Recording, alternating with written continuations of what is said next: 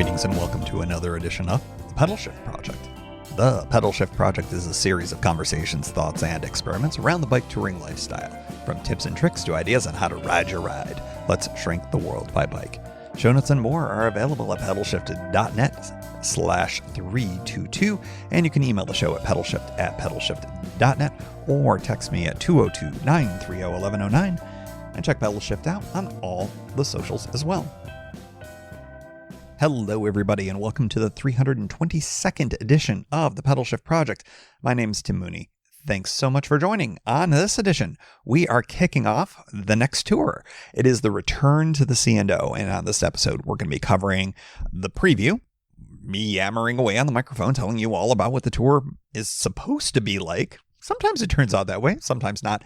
And as an extra special bonus, you're going to get day 0 on this episode, the actual travel day that got me from DC to the trailhead. So our old friend, the C&O Towpath, has been waiting for us for yet another through ride. Last year, I didn't do it, so I thought I would take advantage of the nice weather that was happening in the spring and do that early spring ride. So we'll do the preview on this edition and share that train ride to the trailhead and Cumberland, and also, as you'll discover in a few minutes here, the ride from the train station to a variety of adventures that included getting to the first camp. Okay, so let's do the preview part of this. Normally I do full preview episodes, but I have done preview episodes of the C&O so many times. I think you all get it by now, but I thought it would be worthwhile to go through the basics so that you know what's going on. Of course, let's do the statistics for the C&O. It's 184.5 miles long. It is a trail that begins or ends, depending on your point of view, in Cumberland, Maryland, and then goes all the way to Washington, D.C., or you could do it the other way and go from DC to Cumberland, which I've done them both ways. It's fun. Literally ends up in my backyard. It's about a 2-mile or so ride to the trailhead in Georgetown. And it's just fantastic. The thing that makes this ride really terrific is the fact that Amtrak has a consistent daily train that goes to Cumberland or from Cumberland. So you can actually use Amtrak as a way to stage your ride. And that's, of course, what I ended up doing on this. So 184.5 miles. Typically, I do that in 3 days. 60 miles, roughly, is a sweet spot for me when it comes to touring. And of course, you end up 3 times 60 is 180. So throw in a few extra miles here or there, you're at 184.5. Coming from Cumberland to DC, I kind of like this direction, although I also like doing it in the opposite direction. I think it's a little more efficient for a Thursday afternoon train and then coming back on a Sunday. It requires just 1 day off. It's not that you couldn't do it essentially the same way, but what you end up with is a night in Cumberland. You sleep overnight and then you take the train back and you can lose a little bit of a day, half of a morning or a good chunk of the morning.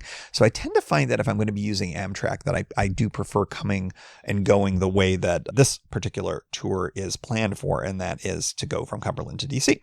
So the ride is going to be fully loaded on the Safari. So that is my full-size touring bike.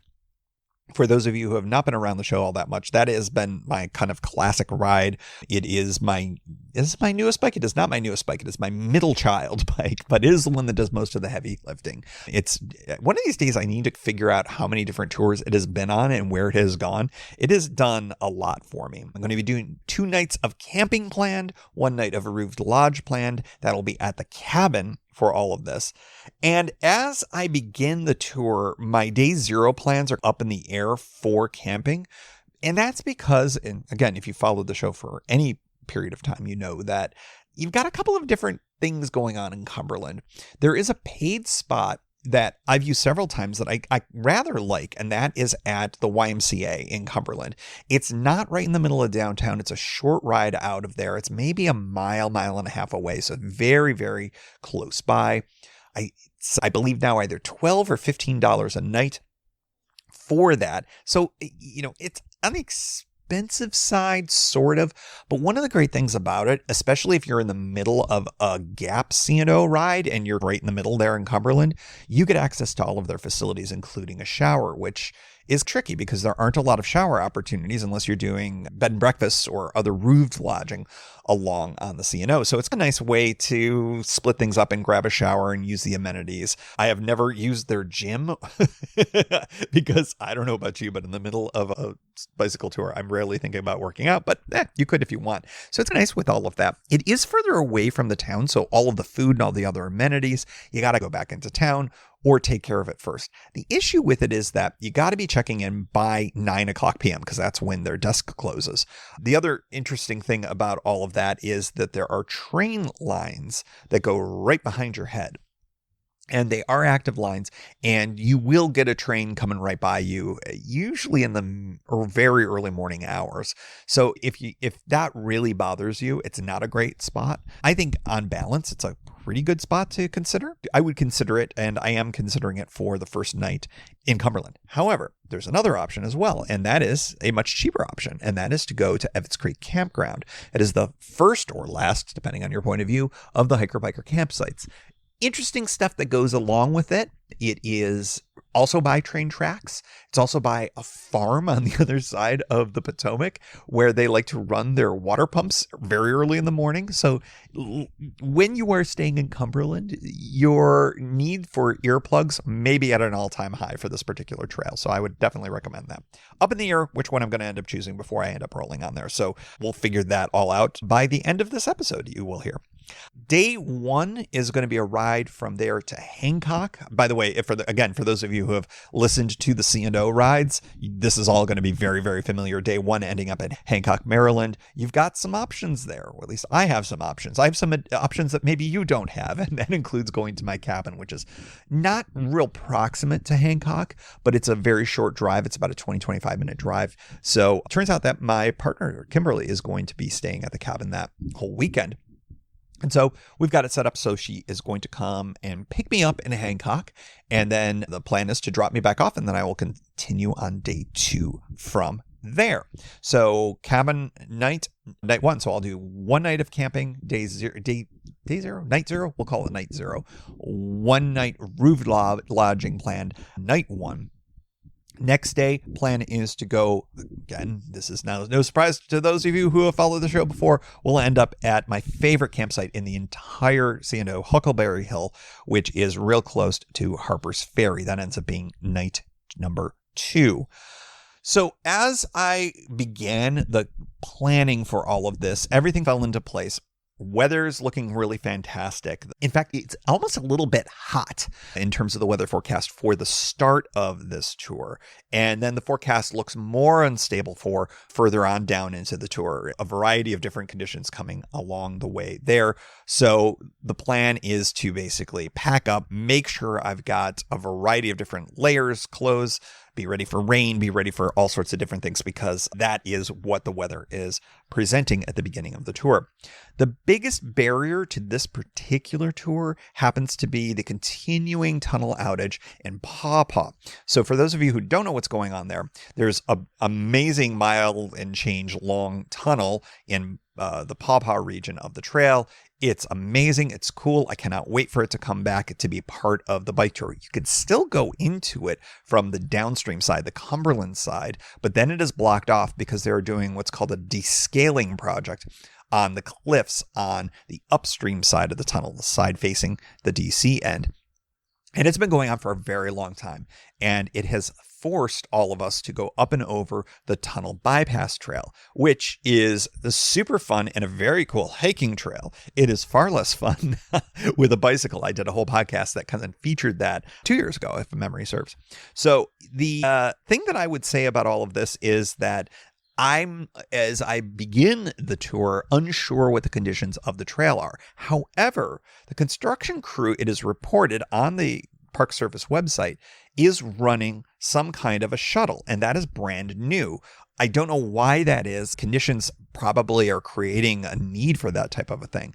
I'll have to say at the outset, I'm skeptical that this thing actually exists. There's been a lot of reports of people using it. There have been a lot of reports of people seeing that it's not there at all. So I'm going to go into this just skeptical that it's going to be there, and we'll figure it out once we get there. The way that it is being used apparently is it's a big 4x4 kind of four-wheeler type of thing. They apparently have bike racks and everything on it. They load you all in there and they actually take you all up. It's steep in parts and the footing is meh, or at least it was 2 years ago. Who knows what it's like right now? Don't know what's going on with all of that. We'll see. I'm going to go into it assuming that I'm going to be hoofing it and pushing, and we'll just be pleasantly surprised if it turns out the other way around. We'll go from there. One other thing that I have to say, and this is the first tour that I'm going to be doing with brand new panniers. It is an end of the era, an end of an era. End of an era, the era? I don't know what it is. There's an era that has ended. The orange panniers are no longer going to be used for these big ticket rides. And the reason is because they're beat up. They've been through a lot, and it's gotten to the point where a lot of the hardware on it has stripped, so it's not real easy to make the adjustments back and forth between using it on the Brompton and using it on this bike and using it on the Goblin should it ever come out of retirement. And so I've decided to just leave the hardware where it is, use the two of them interchangeably on the Brompton for a Brompton related tour. So we have the all orange situation on that because the Brompton's orange, and I decided to buy new ones, and I got a great deal, like half off through Sierra, I think it was Sierra Outfitters or whomever.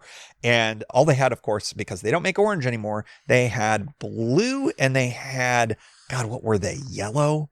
They were terrible. I could not do yellow, but the blue were available and I went with those. And you know what? They actually look pretty good. So excited to start off the new era of bike touring after over 10 years utilizing those Ortliebs, the orange ones. Now I'm using blue ones, and they're shiny and they're new and they're not beat up and there's literally no patched holes in them. New era begins. Super excited to get rolling on this trip. It is a fun ride. It is one of my favorite things. It's like coming home. Anyways, moving on to the tour itself.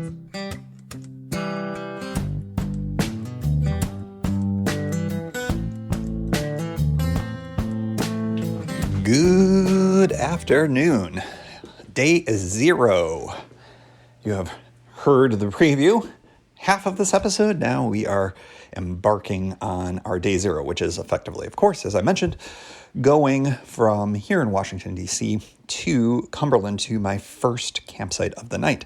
I am not sure where that is going to end up being at this point in time, a mere few hours before my train leaves DC Union Station. And that's kind of fun. I have a couple of options, but the option that is the paid option, the Cumberland YMCA, is, I think it's now $15 for the night, which from my perspective is kind of pricey considering all other camping on the C&O is free. But I have a hard stop of 9 p.m. to be able to check in there, and that's when they close. And my train doesn't arrive, if it is on time, until slightly after 7 o'clock. So it's possible that it might be foreclosed to me if for some reason we run into any kind of delays. That's atypical for this particular train. It begins in DC, so it tends to leave on time, and there's just not enough stuff that happens in between here and there that you could get that delayed. There are delays because of freight. There's a major freight rail depot, I'm probably using the wrong word for that, there in Cumberland, and so there are sometimes delays. I mean, sometimes you can be sitting on the train like only a few miles outside of Cumberland, and you'll sit there for 45 minutes waiting on a freight train, which is frustrating as hell, especially because the other option is Evetts Creek Campsite, which is about 4 miles or so, maybe closer to 5 miles from Cumberland, the trail end in Cumberland. So that's my other real option. And of course, by the time I am going to be going out there, it's very likely that the sun will be down. So I'm bringing lights, including my headlamp as well. But I've done it before, and it's not super comfortable. It gets really dark in between there, the Cumberland and the campsite, and it's not super ideal when there's no sun. But that might be my only option. My plan is to assess when I get there and kind of figure it out. If it's really late, but still early enough for me to get to the YMCA, that might argue for me to stay there, because one of the things about Cumberland is it's the only real option, with one minor exception, to be able to get food for the day, including a lunch. Because this is the most rural part of the trail, which will be day 1, which will of course be next week as you're listening to this. So I need to pick up something for food because I don't want to carry cooking. I'm bringing my stove for coffee more than anything else, but I really don't want to bring along meals with me to prepare because it'll be late anyways. And I don't want to have to cook stuff for lunch on the trail. I usually like to get a sandwich or something along those lines. So all of this to say there's a lot of variables. There is a good grocery store, a Martin's grocery store in Cumberland, which I've gone to before.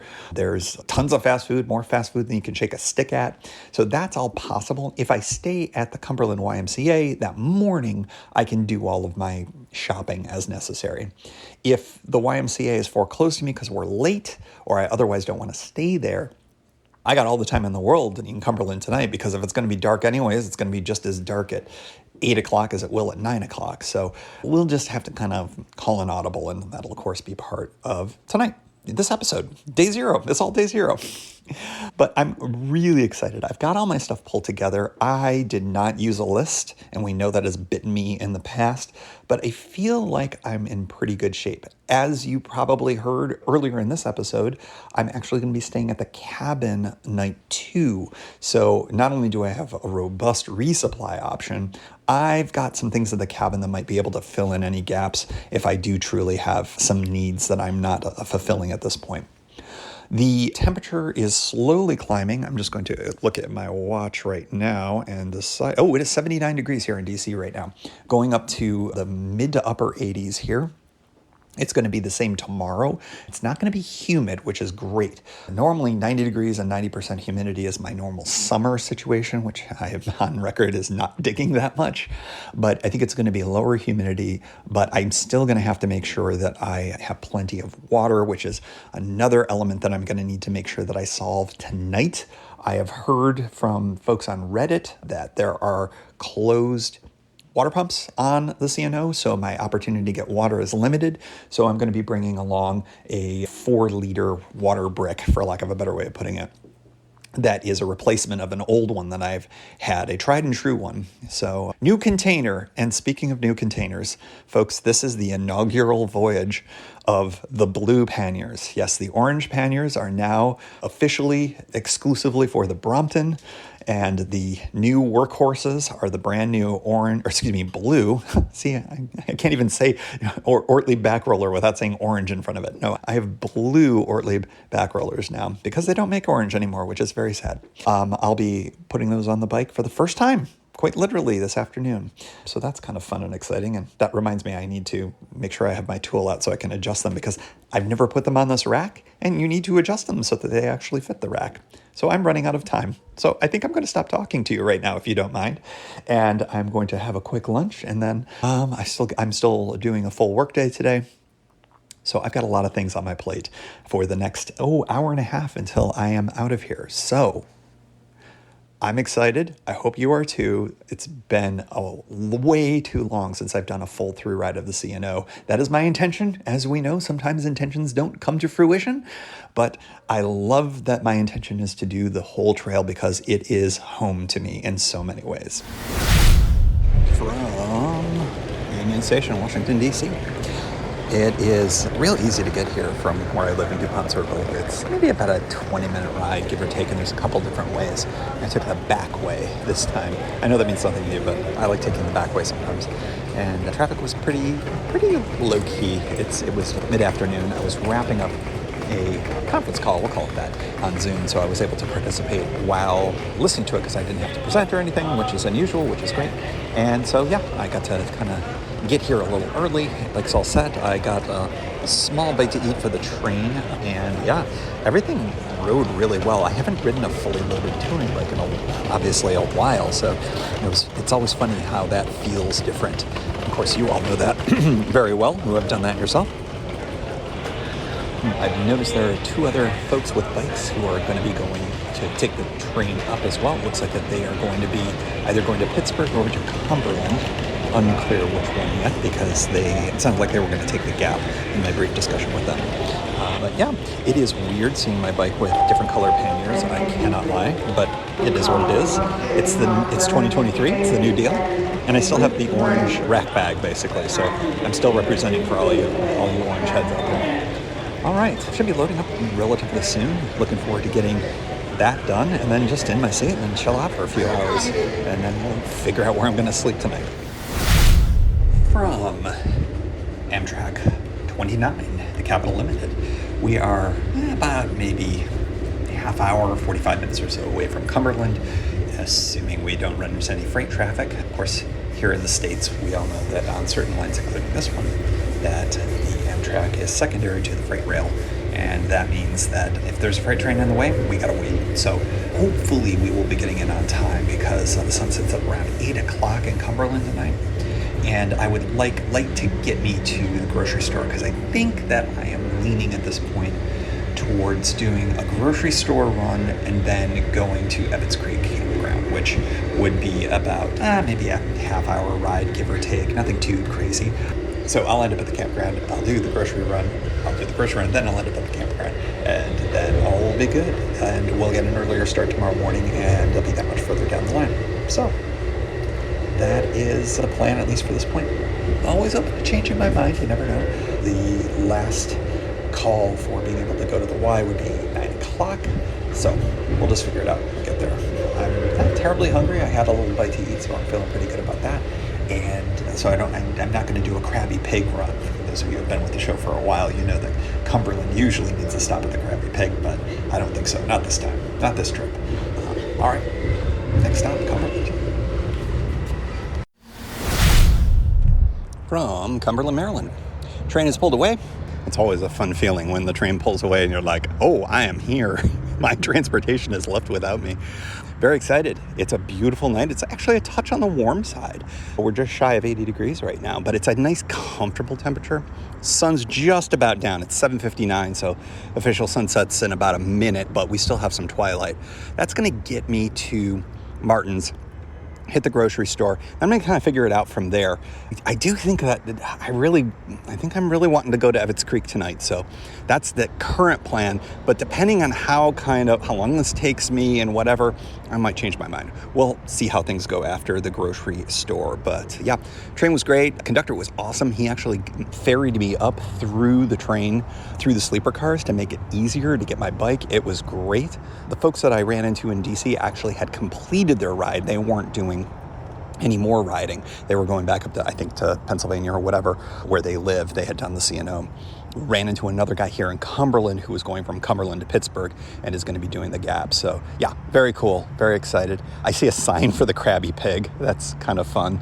I never noticed that before. It's a little tiny sign going this way to the Krabby Pig. Cumberland's all right. I have kind of thrown Cumberland under the train a few times. There's some dicey stuff that goes on here. I've talked about how it's kind of economically depressed in some ways. It's not where it was once in the day, but it's a beautiful, beautiful little town. I just love how it's nestled in by the river here. It's pretty cool. My attitude ebbs and flows with my experiences. So anyways, off to the grocery store. Grab some food, grab some lunch for tomorrow, perhaps a little something for breakfast, perhaps even a little something for tonight, who knows? And then we'll figure it out from there. I think Ebbets Creek. I think so, but you'll know more in a moment. On the outskirts of Cumberland, I am kind of out in the non-lit portion of the ride now. So I'm getting some lights out. I already had my bike lights on for the limited amount of street riding that I had to do post grocery shopping.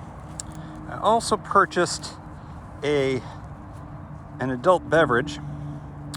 These days, purchasing a Bud Light is a political statement, which is kind of interesting to me, but it is, and I did it purposefully. Let's see, what else is going on here? I had a little bit of a bite to eat. I probably bought more food than I needed, but I think I'd rather have more food than not. Took a beautiful picture of downtown Cumberland. Boy, it sure is pretty. But, riding through the middle of it, it's just a reminder. There's just, the downtown core is just, ugh. It looks like they are reconstructing some of it, though. So maybe there's good things on the way, good things on the horizon. I would really like to see that for Cumberland. And then, of course, the usual encounters with folks, which are funny and weird. There are weird people out here. Just is what it is.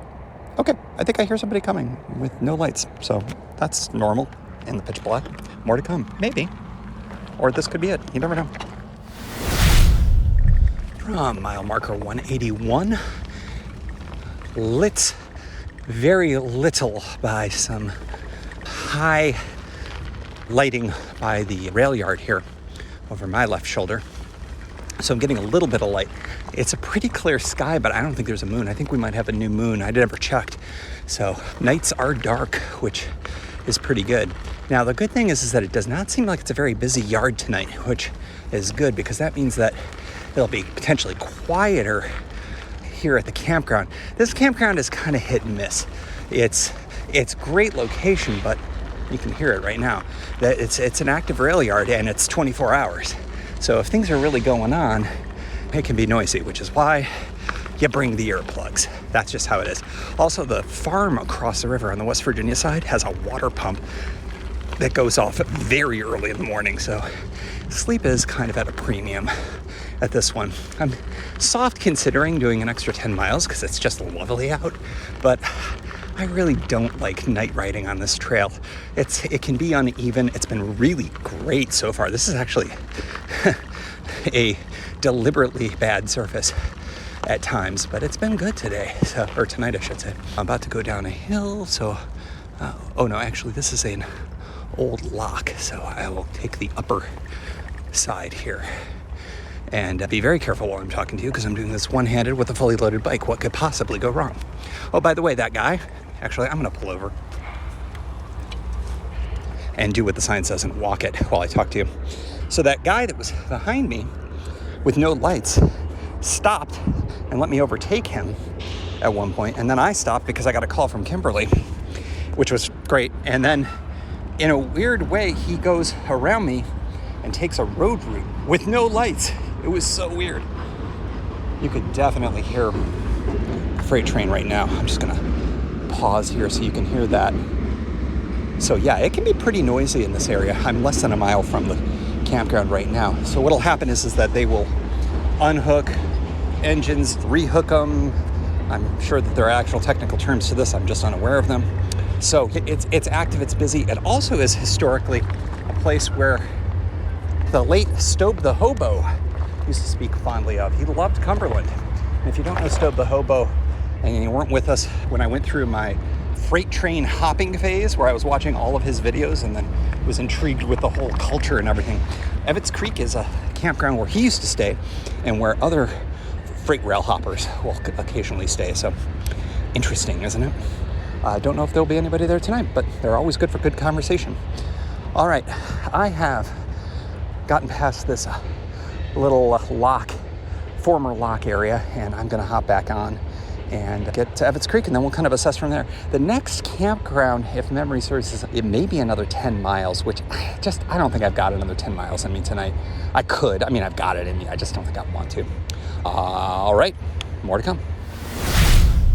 From Evetts Creek Hiker Biker Campground, it is the end of day 0. So there is a packed Evetts Creek campground tonight. There are multiple tents. One large party from Falls Church, Virginia, which is a suburb of Washington, D.C. Another biker came in even after me, and it's packed. It's about as packed as you can get, which is unusual for this campsite, at least in my experience.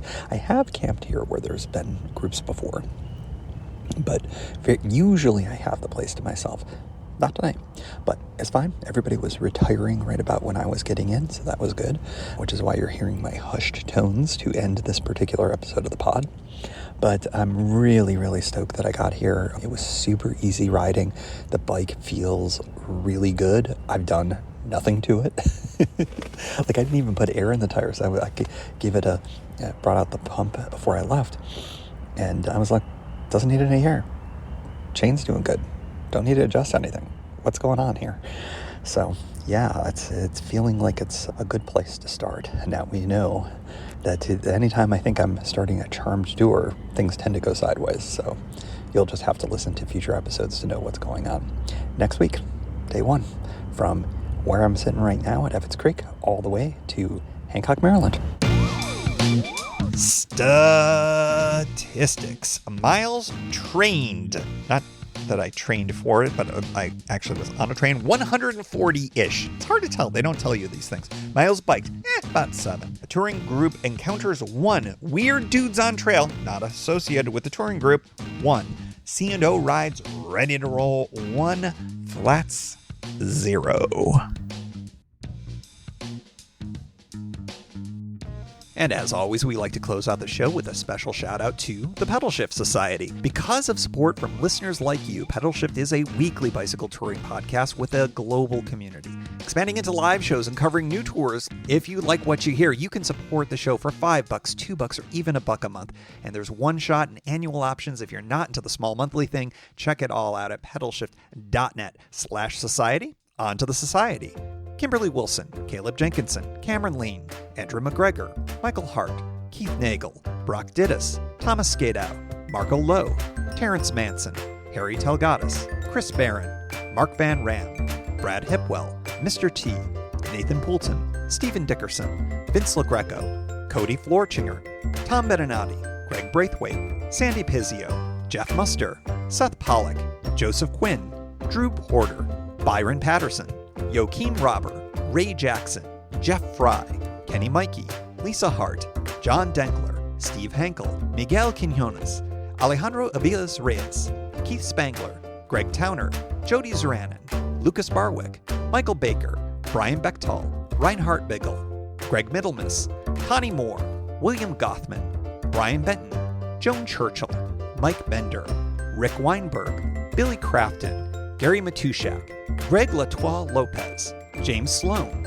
Jonathan Dillard, John Funk, Ronald Paroli, Dave Roll, Brian Hafner, Misha LeBlanc, Ari Messenger, David Kropke, Todd Grossbeck, Wally Estrella, Sue Reinert, John Lico, Stephen Granada, Philip Mueller, Robert Lackey, Dominic Carroll, Jackie McCullough, John Hickman, Carl Presseau, David Neves, Patty Louise, Terry Fitzgerald, Peter Steinmetz, Timothy Fitzpatrick, Michael Azuski, Hank O'Donnell, David Zanoni, David Weil, Matthew Sponseller, Chad Reno, Spartan Dale, Carolyn Ferguson, Peggy Littlefield, Lauren Allensmith, Eric Burns, Thomas Pearl, Darren McKibben, Richard Stewart, Dave Fletcher, Jack Smith, Luke Parkinson, Ryan Patterson, Sarus Faravar, John Gardner, Sam Scruggs, Dwight Pintinger, and Connie Bowder. And thanks also to all new and anonymous folks for helping make this show happen.